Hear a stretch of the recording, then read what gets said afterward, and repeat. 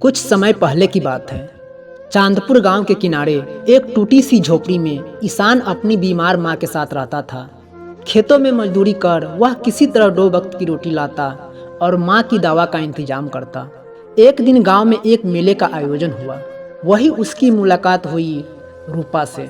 गांव के सबसे अमीर जमींदार की इकलौती बेटी थी। जहां लोग रूपा को ऊंचाई से देखते थे, वही ईशान की आंखों में सिर्फ सच्चाई और सम्मान था। रूपा को पहली बार किसी की आंखों में ऐसा अपनापन दिखा। धीरे धीरे दोनों के बीच बातें बढ़ी। रूपा को ईशान की मेहनत और उसकी माँ के प्रति समर्पण बहुत भाया। ईशान, जो हमेशा अपनी गरीबी से डरता था, पहली बार किसी के सामने खुलकर हंसा। एक दिन रूपा ने कहा कि ईशान, अगर जिंदगी में कोई साथ हो तो जो बिना शर्त प्यार करे, तो क्या फर्क पड़ता है कि उसके पास कितना पैसा है। ईशान सिर्फ मुस्कुरा सका, लेकिन उसका दिल डर से कांप रहा था, क्योंकि उसे पता था कि वह प्रेम जितना सच्चा है, समाज उतना ही बेरहम है। जब रूपा के पिता को यह बात पता चली, तो उन्होंने रूपा को शहर भेजने का फैसला किया। ईशान को बुलवाया गया और अपमानित करके कहा गया कि किस्मत तुम्हारे जैसे लोगों के लिए झोपड़ी में ही लिखी जाती है, हवेली में नहीं। ईशान चुपचाप रहा, उसने कोई जवाब नहीं दिया। लेकिन उसी रात वह गांव छोड़कर शहर चला गया, सिर्फ इसीलिए कि रूपा का नाम बदनाम न हो। शहर में ईशान ने मजदूरी की, फिर एक ढाबे में काम किया और बाद में वही ढाबा खुद का बना लिया। हर रोज वो एक कोना छोड़ता जहां रूपा बैठा करती थी। उधर रूपा ने अपने पिता से शादी के हर रिश्ते को ठुकरा दिया। उसने शहर में सामाजिक सेवा का काम शुरू किया, गरीब बच्चों को पढ़ाना, बीमारों की सेवा करना। उसे नहीं पता था कि उसका परदेसी भी इसी शहर में कहीं है।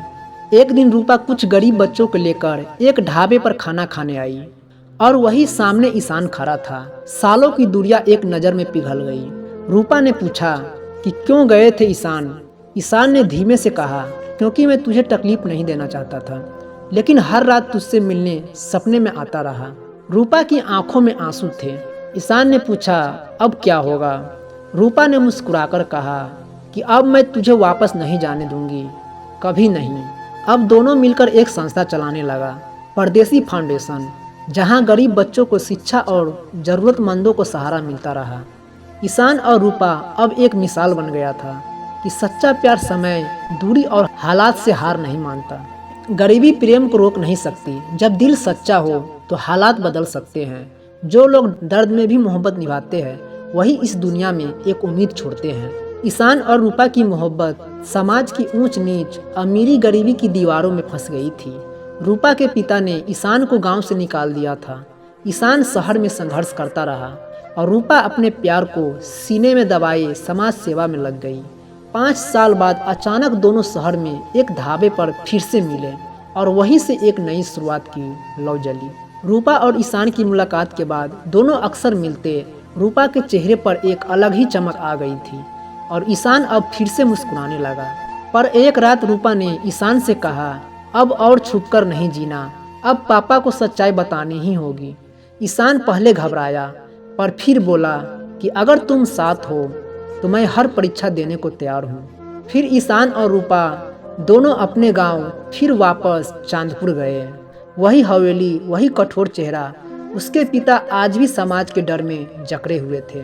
रूपा ने हाथ जोड़कर कहा कि पापा, एक बार उस इंसान को खुद देखिए कि जिसने खुद की जिंदगी तबाह कर दी, ताकि आपकी बेटी की इज्जत बची रहे।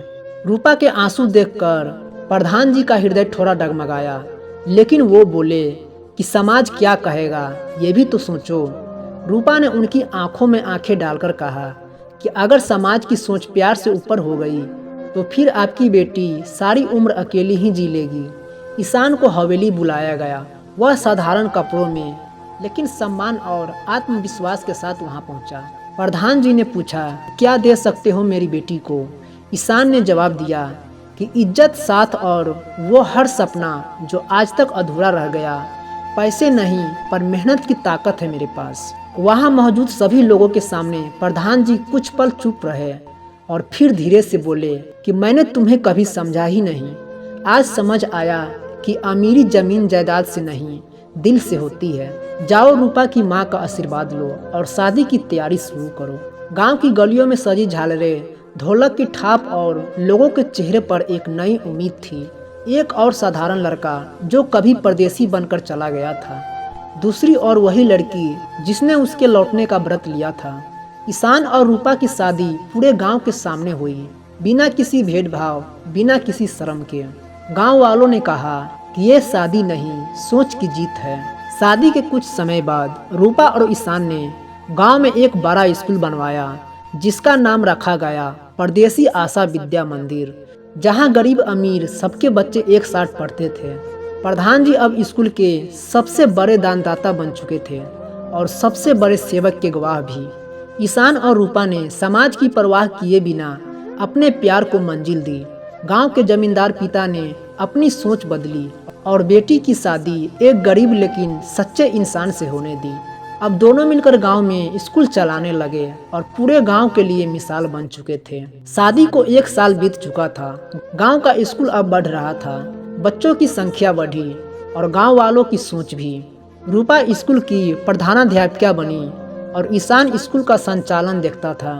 एक दिन जब सुबह में धूप हल्की हल्की खेतों पर उतर रही थी, रूपा ने मंदिर की सीढ़ियों पर बैठकर धीरे से ईशान का हाथ पकड़ा और कहा कि एक नई जिम्मेदारी आने वाली है।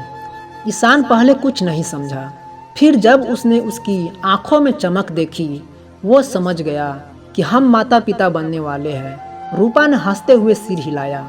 ईशान की आंखें भर आई और कहने लगे कि हमारे घर में अब 2 दिल धड़केंगे।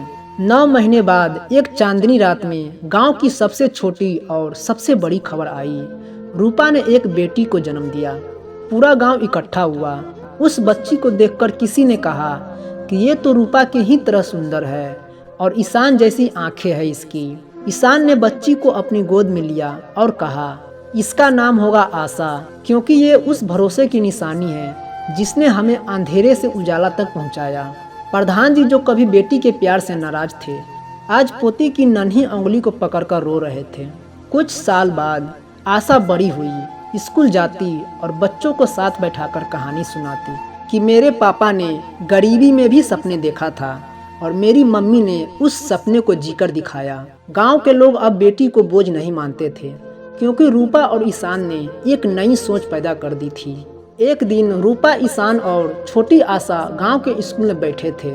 आशा ने स्कूल की दीवार पर कुछ लिखा, पढ़ो बढ़ो और प्यार को समझो, क्योंकि यही जिंदगी है। ईशान मुस्कुराया और कहा कि हमारी बेटी हमसे भी आगे जाएगी। रूपा उसका हाथ पकड़कर जवाब दिया, क्योंकि हमने उसे डर नहीं, उड़ान दी है। तो दोस्तों, इस कहानी से यह सीखने को मिलती है कि जब प्यार में विश्वास हो और परिवार में सहमति, तो पीढ़ियाँ भी बदल जाती है। गरीबी एक हालात हो सकती है, लेकिन सोच वो अमीरी बन सकती है। और बेटियाँ वो बोझ नहीं, वो बदलाव है। सच्चा प्यार जब आत्मसम्मान और धैर्य से जीता जाए, तो एक दिन सबसे कठोर दिल भी पिघल जाता है। परदेसी सिर्फ एक लड़का नहीं था, वो एक सोच था जो साबित कर गया कि इज्जत पगड़ी से नहीं, इंसानियत से मिलती है। तो आप लोगों को ये कहानी कैसी लगी, तो आप लोग कमेंट में ज़रूर बताइएगा। और कहानी अच्छी लगी तो एक लाइक ज़रूर कीजिएगा। तो फिर मिलते हैं एक नेक्स्ट स्टोरी के साथ। तब तक के लिए आप सभी को, हमारा स्टोरी सुनने के लिए आप सभी को दिल से बहुत बहुत धन्यवाद।